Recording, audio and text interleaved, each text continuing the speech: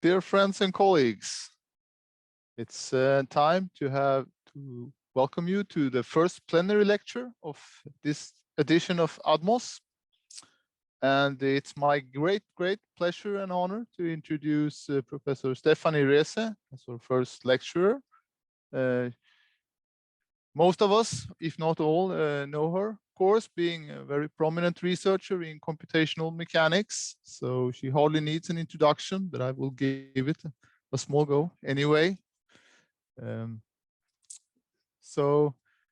Professor Rese is head of the Institute of Applied Mechanics at RWTH Aachen.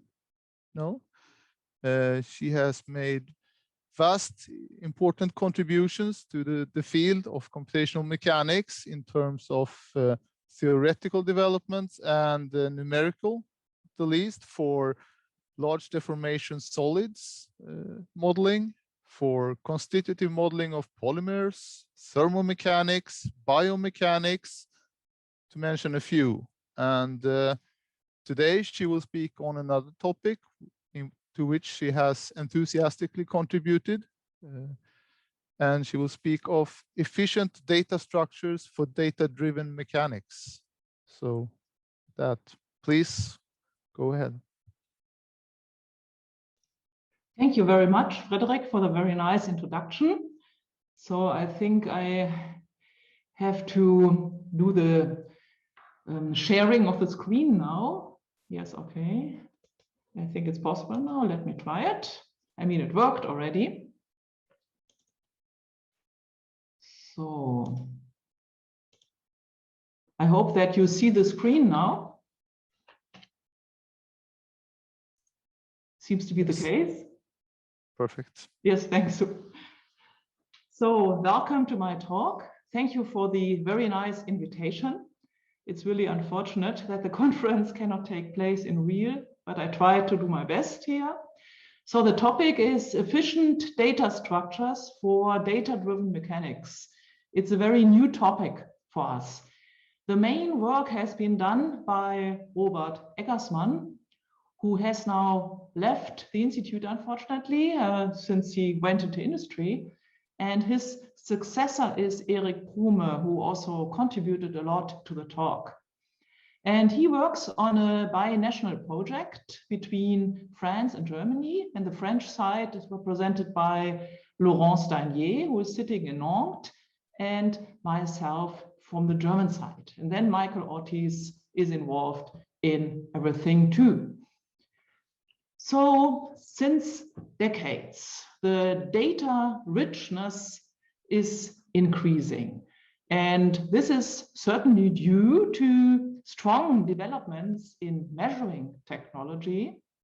So you have now optical 2D full field measurements, you have X-ray tomography, many things. Also, the computer power has increased, and so you have also a lot of data which you can generate. And finally, due to the regulations, which are, I think, international, but also at national level, there is the policy that data must be accessible publicly. Now, this is really a change during the last years. So you can access data much more easily.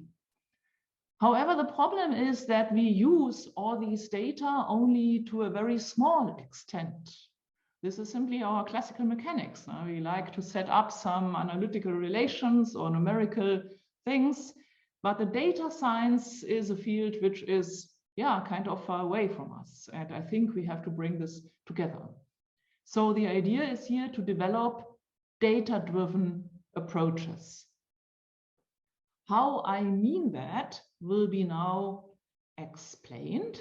So usually you have this is the classical unsatisfactory situation. You have a few experimental data, maybe only a uniaxial stress strain curve or force displacement curve. Then you set up your material model. The equations are here very simple. Usually this looks more complex. In this case here, you would be able to fit the data quite well, but often this is difficult. The parameter identification is non-unique. So you put in your identified model into some complex 3D finite element simulation, and then you discover that it does not really work very well. That simply the results do not agree with the few experiments you have maybe at the component level. So this is certainly not so perfect. Usually one iterates then back and forth, and in some way the situation is not satisfactory. Therefore, we would like to proceed in a different way. So the idea is now that we collect all data which we can get concerning the topic which we are investigating. Certainly, if we look at a certain material, we would like to get additional information, for instance, about the microstructure. This is also available today, that we have really good data about the structure. We need to pre-process these data. It's clear that it's a lot of numbers. I mean, we have to pre-process it. And then when we have our simulation, and it should be purely based on data, we need to make a very intelligent data point selection. This is not at all easy. If we manage all that, we would skip the point of classical material modeling. This is certainly maybe a little pity. However, our knowledge about material modeling should certainly go into the data pre-processing stage. And then finally, we would also circumvent the kind of tedious point of parameter fitting. So this is the idea. Okay, I compare now the classical concept with the data-driven concept. So the classical solution, this is what we all know, is that we have a boundary value problem. We have then equations which we know very well, which are undebated, for instance, the kinematics. We restrict ourselves here now to small strains. We have then the equilibrium conditions, so the balance of linear momentum in our case. So here is no debate. Then usually the debate starts about the constitutive box. So often we assume some continuous relation between stress and strain, in the simplest way, a linear elastic relation. Okay, and then we have the following situation. We have our constraint set, which is given by these two equations, by the kinematics and the equilibrium. And then in addition, we have the material set, D, and our solution is simply the intersection of these two. Okay, now what do we want to change? Actually, we want to replace the material set by data points only. So instead of assuming some stress-strain relation, we want to put simply data. You can imagine this is not so easy then to find the intersection. I mean, really an analytical intersection is not found here, but you can imagine, okay, here, for instance, a point is very close to the constraint set. So this point gives already a good information about the constitutive material behavior. The idea to replace the continuous stress-strain relation by data points has already published in 2016 by Kirchdörfer et al. We follow this way, but the point is now, how can we make this efficient?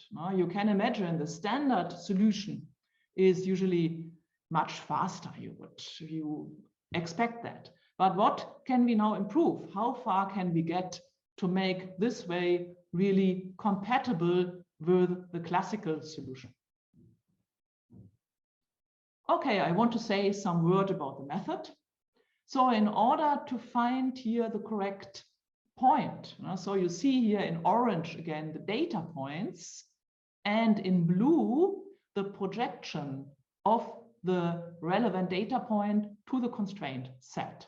So this has to be done. You have to find the point which has the closest distance to the constraint set. For this purpose, we set up this local penalty function.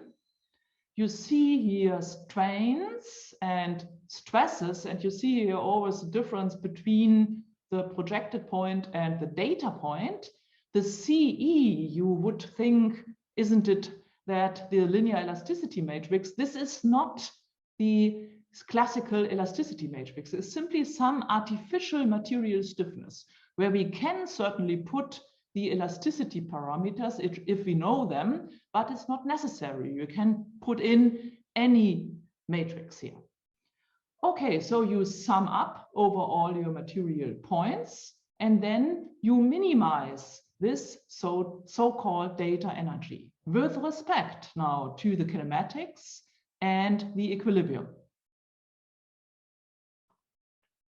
Okay, and then you end up at two equations in your global equation system. And it is important to say that your system matrix K here is constant, even in the case where you have non-linearly elastic behavior or plastic behavior. So this is different from the standard situation where you would have here maybe the tangential stiffness matrix.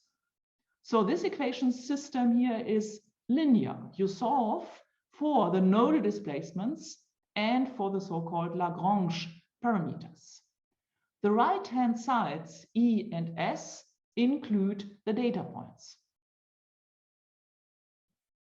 Let us make a comparison now. So the standard Newton-Raphson solver, yeah, you know it probably quite well. You compute your stress, you compute your tangential element stiffness matrix, which is changing in every iteration. You assemble everything to the global tangential stiffness matrix, and then you have to solve this equation system, where unfortunately K has to be set up all over again. And you certainly do that until you recover the tolerance here. So the data-driven iterative solver is different in the way that the K, which I mentioned before, this system matrix, can be LU decomposed offline. You then have this loop here. You have the assembly of the right-hand sides, E and S, which are changing constantly. And then you solve certainly all over again for E and S and get your nodal displacements, your Lagrange parameters. The biggest problem is to find the nearest neighbors. So you find always the data point which is the closest to your constraint set. This is here the difficulty, and this is certainly different from the standard solution. Let's look at that as a very simple example. You see here truss. Now it's almost the simplest example you can have. Then you have here a force, and the constraint set is now simply the constant stress. No? So you have here stress is equal to F divided by A. So you pick now some data point, let me say this one. You project to the constraint set, and then this here is the so-called query point. So the query point, for this, you search now for this closest data point. No? And this is this one, actually. For instance, no, maybe this one, but in any case, in this range. So when you are here, you project it back to the constraint set, and then you do it again. You search for the closest data point, maybe this one, and so on. You do this so long until you cannot minimize the distance further. No? So this is then the best point which you can find. And this is then the new stress and strain in this point. So this is the algorithm, more or less. And now certainly the situation is much more difficult. We have much more data points. Let us look at a 3D example problem here, a 3D continuum. We have now 8,000 elements, 64,000 material points, which are the Gauss points. Still a small problem, an academic problem, but you imagine very easily, how many data we use. Then the data set is already by itself 12-dimensional because the strains, you have 6 components, and for the stresses, you have also 6 components, and then n data points, maybe 1 million data points or whatever. So it's a really big heap of numbers.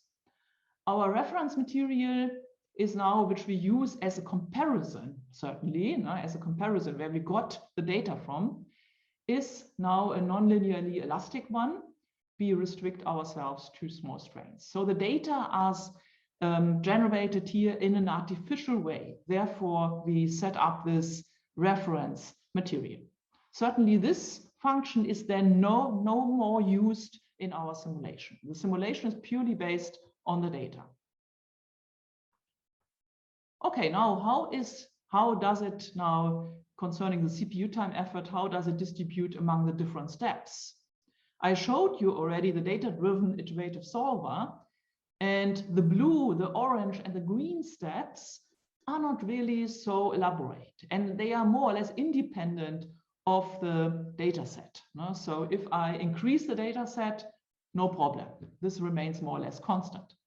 But certainly the nearest neighbor search is really elaborate if you don't do anything about it. So if you use some standard search algorithm, for instance, a KD tree, without any further approximation, this increases rapidly. So you have a lot of time effort here. And then this simulation is no longer compatible with the standard simulation, which you see here, the gray one.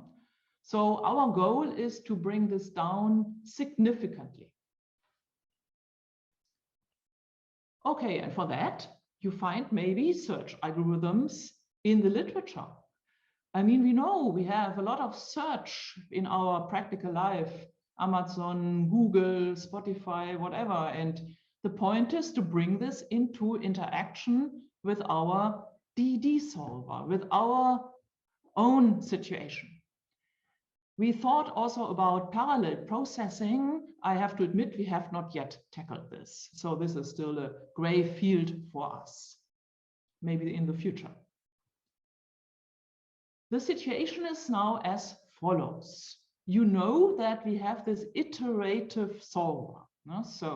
And I can assure you there are a lot of iterations. You see this here below. It goes to 50. So you start now your simulation with some data point, and then you advance. You see that in particular in the first iterations, a lot of time is needed. This is the query time. This is the CPU time to find the closest data point. And this is clear because just in these first iterations, your query point is very far away from the data points. You see also that the accuracy is very bad at the beginning, and it improves certainly over the number of iterations. You also see the smaller the data set is, the worse is the accuracy. It's obvious. So if you have only 1,000 points for a 3-dimensional problem, it's certainly ridiculous. You end up with a terribly inaccurate result. So this has to be improved. So you have to use here the red curve here, 10 to the 6 points or even more, but this is then extremely slow. Okay, here we did this using the exact KD tree. I would like to explain to you what the KD tree is. And this is now shown here on the next slide in a kind of academic way. You have here some data points. This is certainly completely academic, only 18 points. So we can color them. And then we start now. Now we take the median here in the horizontal direction. Then we split more and more. So we have here left and right. Then we split each domain from the bottom and top.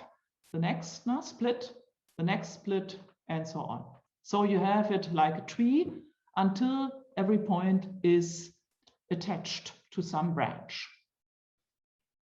Now, what is the situation? You have now here some query point. It is a very close point. And it is clear that this here is the next point. So this is very easy. And we need only 4 computations, 1, 2, 3, 4, to find here the closest data point. So this is easy. And this is already much more efficient than doing the naive linear search where you compare every point. But okay, we have also the situation that some points, some query points are far away. And then we have the trouble, okay, how can we do it? If we do it in the same strategy as before, we would not find the closest point. Therefore, we make a circle around the query point. The circle cuts now through many domains, and unfortunately, we would have to search through all these additional domains. And this costs really time. Now you see, this is the next additional step. This is an additional check. This is an additional check. And finally, this one. So we have 13 computations then overall. And this is not so much better than the linear search. So this cannot remain in this way. We have to find a better strategy. I tried to explain this again more or less at this picture. So what I just discussed was that we have a far away query point. This is now the situation that the point is on the constraint set, but you are in some early iteration. Your data set or data points are quite far away. And you see, how can you now decide for the best point? It costs a lot of time.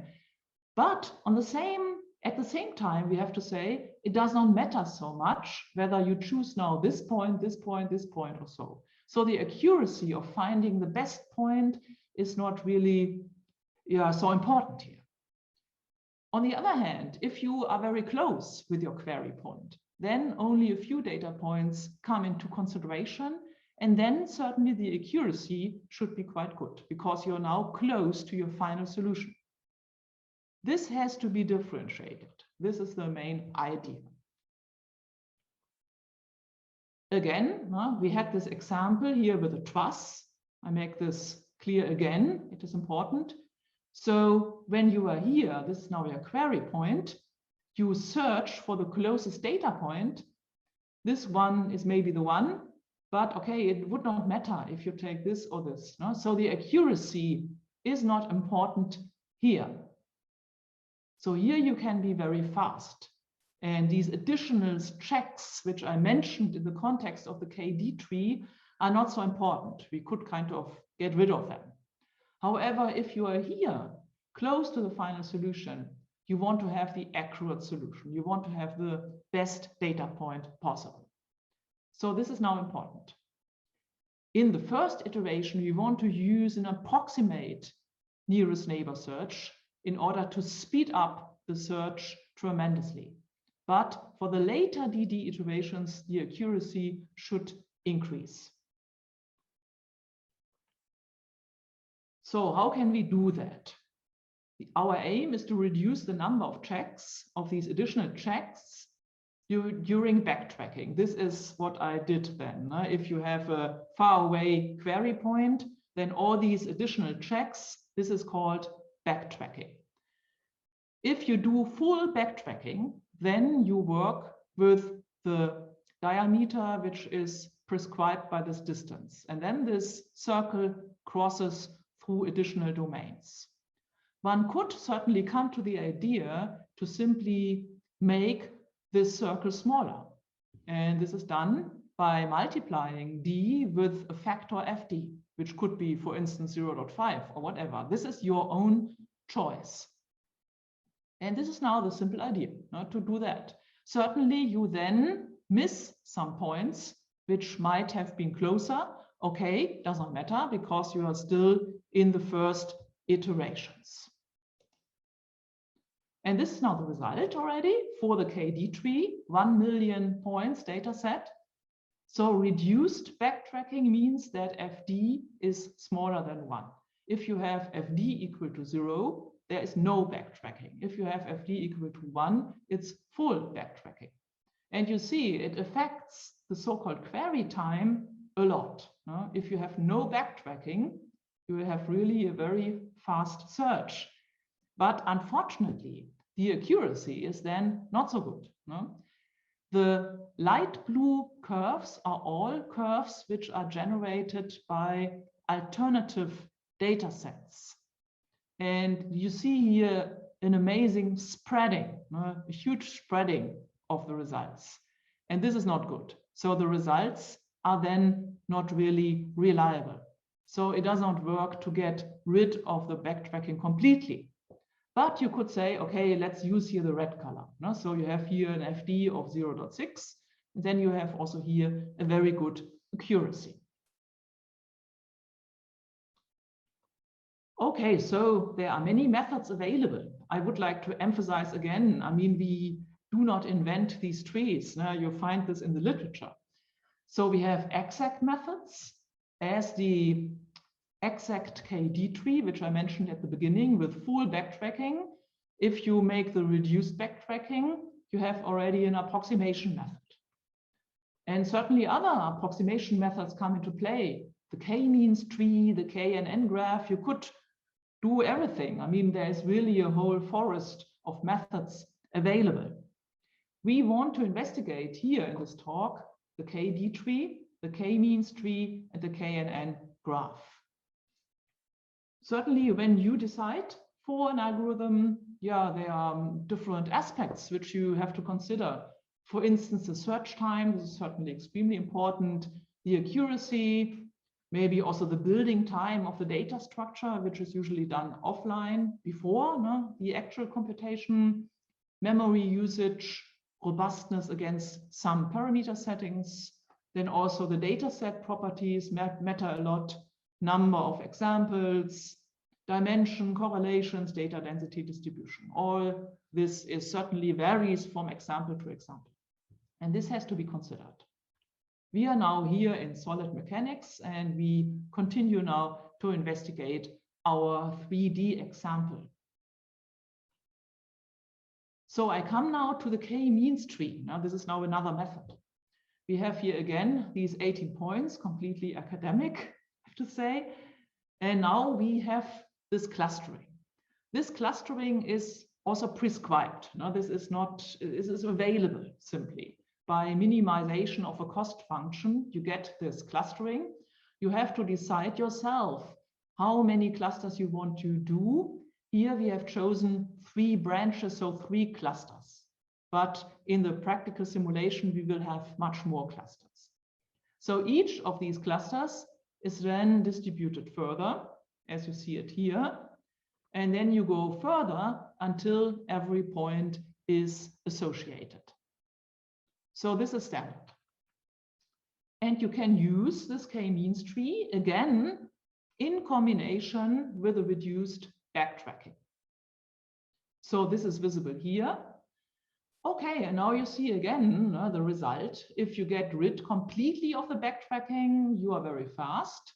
Also, the accuracy is not bad at all. You see that here this spreading, which I mentioned before, that you get completely different results for alternative data sets. This is no longer the case if you use the k-means tree. So this is here really quite narrow together. Certainly you could come up with the idea to use the yellow part here, then you have an FD of 0.4 and your accuracy is very good. So this method is really very strong. One has to say that it works very well.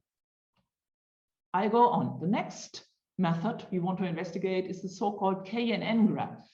So you have some point and you decide about k. If you choose k equal to 3, you include here 3 neighbored points. You have here the combinations to them, the junctions to them.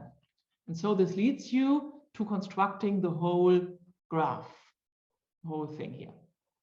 Okay, so this is also a very intelligent method in my opinion. So when you have here a query point, yeah, then you have an arbitrary starting point. You cannot know where to start. And then you go along the graph. You see this here. And you have then here the closest point to this query point. So this is in particular nice if you look at our iterations. For instance, now you are here in the first iteration. So we started here, we came down here, and we are now here. Okay, now we stop. First iteration is over. Then second iteration, we have a new query point. The query point, now this is from this one to this, moved here. And you can start now here at this point. And then you have only 2 steps to do to find then here the closest point, and so on. So this K and N graph is in particular nice if you have many iterations which build upon each other. So this is an advantage of this method. Yeah, and it works also very well. You see the query time is really also very low. It's very positive. And also here, the accuracy is very good. No? So also this method is absolutely recommendable. If we now compare what we did, first of all, maybe I should try to give a summary over the notation. The K shows up now several times, and actually it has different meanings in the different method. This should be said. So for a 3D continuum, first of all, we have here a 12-dimensional data set, 2 by 6. And therefore, we say then here that the dimension of the data set is 12. In the context of the k-means tree, the k means the number of branches.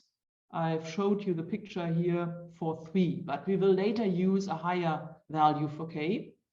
For the KNN graph, 3 is the number of neighbors. Also here we will use a much higher k for the practical simulation. Okay, then I come up now with the comparison. So you see for this 12-dimensional tree, without backtracking, this is here the blue curve, very good query time, but very bad accuracy, because you get again this spreading, no? Typical for the KD tree. Then the 4-means tree without backtracking, this is the green one, and the 4-means tree with backtracking, not bad at all. Certainly getting rid of the backtracking gives you a very good query time, and also the accuracy here is perfect. No? The green line here, this is really very, very good. So here the backtracking does not really lead to much more accurate results. Also the 100 NN graph, 50 NN graph, they are not bad at all. So they also lead to very good results. So finally, you can say for this example, the k-means tree is maybe the best choice, but this depends certainly on the example. Therefore, we investigated the k-means tree further, and we now did it in the way that we said, okay, this FD is now changed adaptively, independence of the iteration. So at the beginning, it's 0, and then it increases to a finite value. Now, in this way, we take into account that for the first iterations, we do not want to have backtracking, but for the latter iterations, for the last iterations, it's important to find the best point. And you see, it works quite well. Maybe here, yeah, certainly now, here quite a bit of spreading, here also quite a bit of spreading. So the red and the orange curves are very good, actually. So this is a good result. How can we now compare our data-driven solution with the classical solution? This was the starting point of the discussion. For this example now, we have here the CPU time if you use the classical Newton-Raphson solver for the reference material model. And if we do the exact KD tree, you see, okay, already for 10 to the 4 data points, unfortunately, our CPU time effort increases tremendously and we have much more time to invest. So here, the data-driven solution is not really efficient. However, if we use now our approximation k-means tree, the idea of the present talk, if we do this now, then you even remain below the effort of the standard solution. And this was for us really a big surprise, that it's really so different. So you can really solve it then faster. And this is mainly due to the fact that we do not have to set up this tangential stiffness matrix all the time. No, we have already decomposed it one time offline, and this can be used. No? And the nearest neighbor search, the effort for that can be reduced significantly, as you see here in the difference between the blue and the red line. Okay, let's come to plasticity. This is really ongoing work. This is really brand new work. So now we have in our data set additional information. We need to store also the strains at the time step before and the stress at the time step before. This idea comes from the paper Eggersmann et al. 2019 in CIMNE. So this works quite well. However, it's maybe not the last conclusion. We are working on that too. And we work now with the exact k-means tree. So it's really a very brand new computation done by Erik Prume. So you see then certainly the CPU time goes up with the number of data points. But here we want to show mainly that we are really in the order of magnitude of a classical simulation. So the classical simulation does not take so much longer, not so much shorter. So for the exact k-means tree, we are certainly above the time of the classical solution, but it's in the same order of magnitude. No? So it's not really much longer. And we also get good results. You see here on the left side, the reference solution, classical, then on the right-hand side, the data-driven solution, and really quite nice. Huh?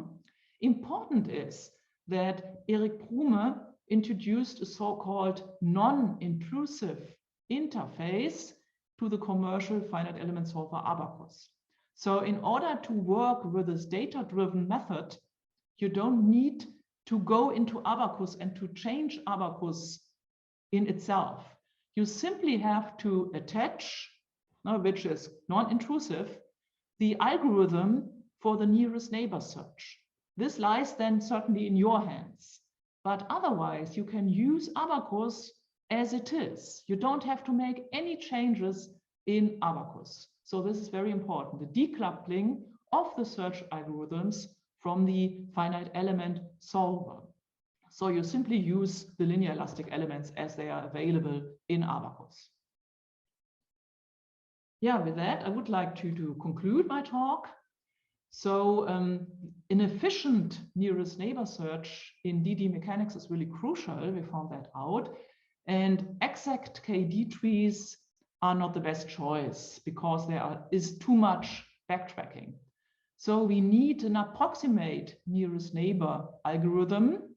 And it's kind of good idea to have an increasing accuracy over the DD iterations. K-means trees are very good. I mean, they are fast and memory efficient, but also the KNN graph gives very good results. So I thank you a lot for your attention. And maybe I show the pictures of the co-authors here. This is Robert Eggersmann, Erik Prume, Laurent Steinier, and Michael Ortiz. Thank you for your attention. Thank you very much, Stephanie, for a very nice, interesting talk. So we have some questions, and I will read them. So first, we have a question from Kiran Sagar. So asking, for the purpose of searching, do you think a pre-computed curve fit of data can be used efficiently to perform a search using Newton-Raphson perhaps? Or will this be more expensive? Yes, I mean, it's certainly also then elaborate. No? I mean, up to now, we have not used that, but it's certainly possible. I mean, there are many, many variations of this procedure possible, definitely. I mean, one could certainly think also about a neural network in some way, to be constructed over the data. I mean, this belongs for me to the step of data preprocessing also. Really, a lot of variations are possible, definitely. Yeah. And then we have a question from Pedro Diaz. You mentioned the data-driven approach eliminates the need for parameter identification. But if you have different data sets describing the behavior of different materials, I understand that identifying which is the actual material in your structure is still a pertinent inverse problem. Yeah, I mean, it's certainly this is. I hope that I did not take my mouth in a too full way. I don't know. It's certainly, yeah, the data should be available. I mean, really a sound data set from material scientists or from some research institutes and so on. I mean, in Germany, it's now this development that the data have to be made available to the public. So they are extremely good instruments to make a lot of measurements. And for instance, some metallic materials, the microstructure is investigated really. I mean, you have, yeah, a lot of instruments to look deeply into the material. All that shall be available and it should be known then. When you come to the situation of the data-based simulation, certainly the data should be as complete as possible.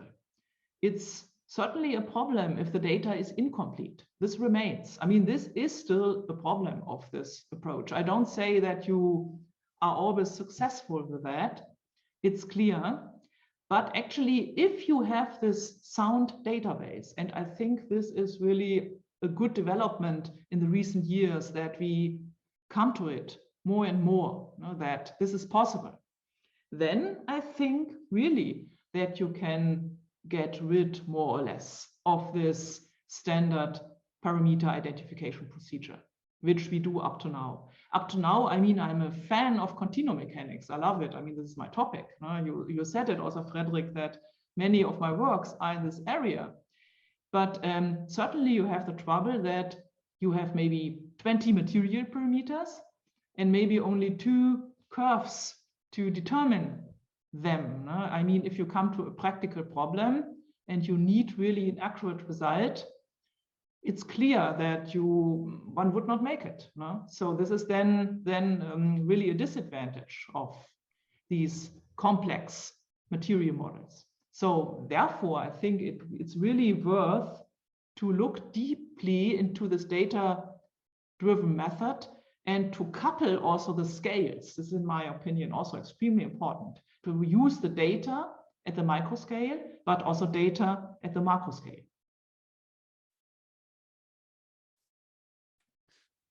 Yes. Thank you. Going on with the next question here. Yes, please. I'll take Andreas Weser.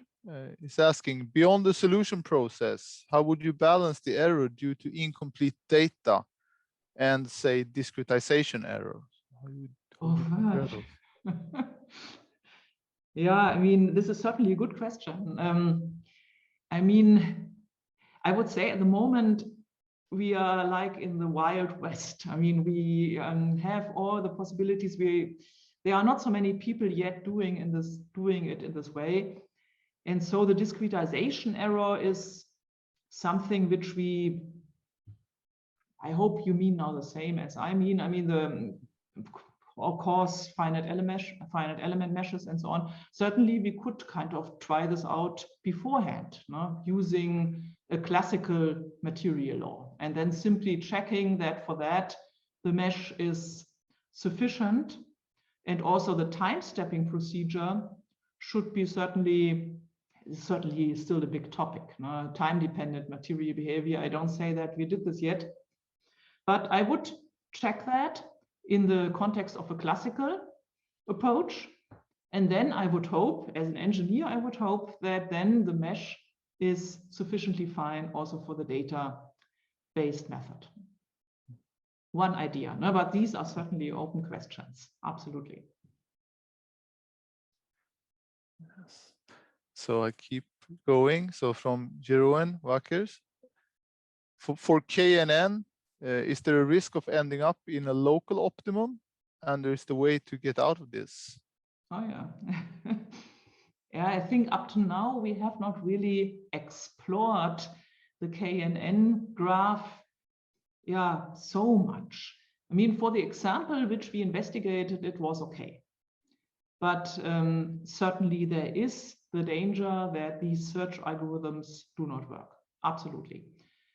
Yeah, if this happens, I mean, we have to make our experience with that too. I cannot tell you that I know this already. I mean, we have not had any trouble in this regard, I have to say. But we have looked, I think the KNN graph has been used by us only for the elastic problem. This is certainly always a very nice problem, because yeah, the data and so on, everything is not so bad. But I think much more problems will arise if we go in the direction of inelastic material behavior and also time-dependent material behavior. Yes, so comes a similar question from Christopher Carlson. Are you worried about the curse of dimensionality for KD trees, clustering, etc., when you're adding more features, plasticity, etc.? Yeah, this has to be investigated. It has to be absolutely investigated. We are really at the beginning of that. I don't say that we have yet done it. I mean, the plasticity computation is maybe, which I showed at the end of the talk, is maybe 2 weeks old, or maybe only 1 week old. And Erik Prume did not use, I mean, he used the exact KD tree in order to be sure, because you have to deal also with additional variables. Certainly, we have to discuss also how to treat the inelasticity in the context of the data set. This is a question which is not yet solved. Which data do we need if we want to model plasticity? The point is also the data alone. Yeah, if you take some data for some material, we do not even know that the material behaves plastically.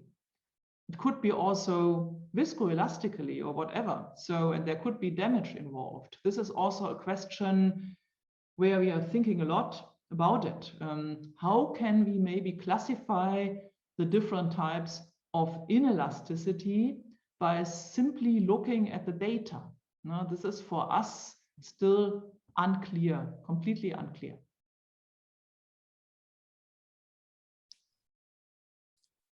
Thank you. So I have a few more questions.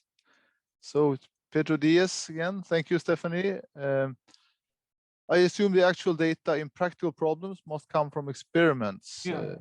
Is this proposal of structuring the data resulting in rules on how to produce the outcome of experiments in the lab? Yeah, I'm not so sure whether I understand this correctly. I mean, first of all, many data should come from experiments, most of the data, but you could also do, for instance, multi-scale simulations, whatever. You could enrich the data set by simulated data. This is also a point where we are thinking a lot. Yeah, in order, for instance, think about plasticity. We have some internal variables. Certainly, you can never measure internal variables, but we could certainly kind of compute the microstructure and maybe get then internal variables as data from simulated microstructures. This would be also a possibility, I think. And yeah, I mean, the possibilities are really rich. You can do a lot with that. I mean, I think I need to see the question again. Maybe I don't know whether I answered that at all.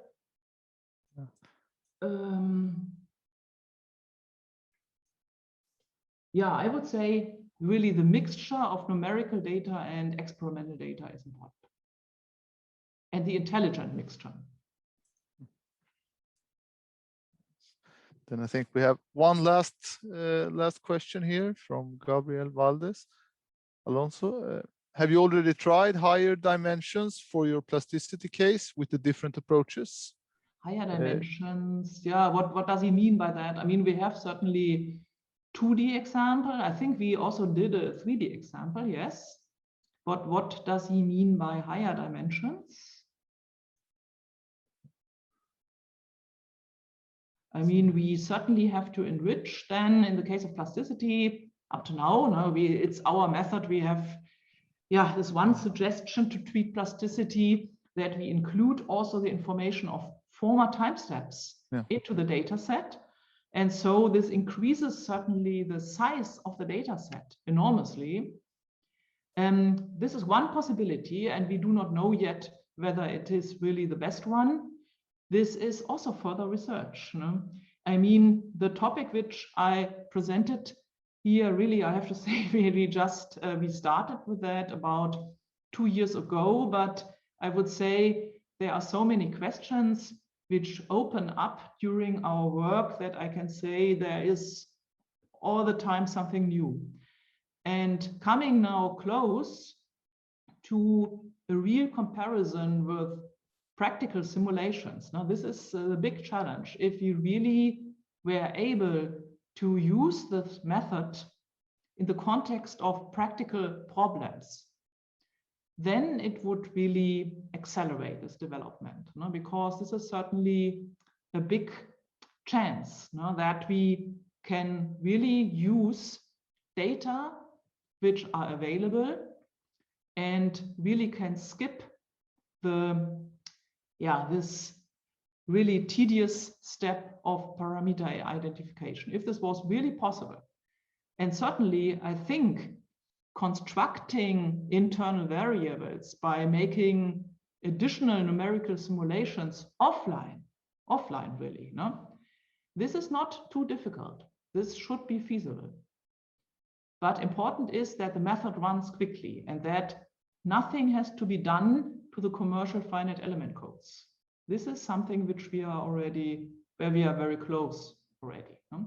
But certainly there are a lot of mathematical questions. I'm sure that one runs into some local minima and so on. We have to investigate this further. Certainly it would be good if a bigger group of mathematicians and people from mechanics work together in this context. Yes. So with that, I'm afraid I will have to stop this session now for too many interesting questions for a very interesting talk. So thank you again, Stephanie. And now we have, let's see, I should remind you that we have the next session starting in only 5 minutes. Sorry about that, but we have a quick time to fetch a cup of coffee and bring in front of the computer for those. Thank you for all the good questions. Thank you very much.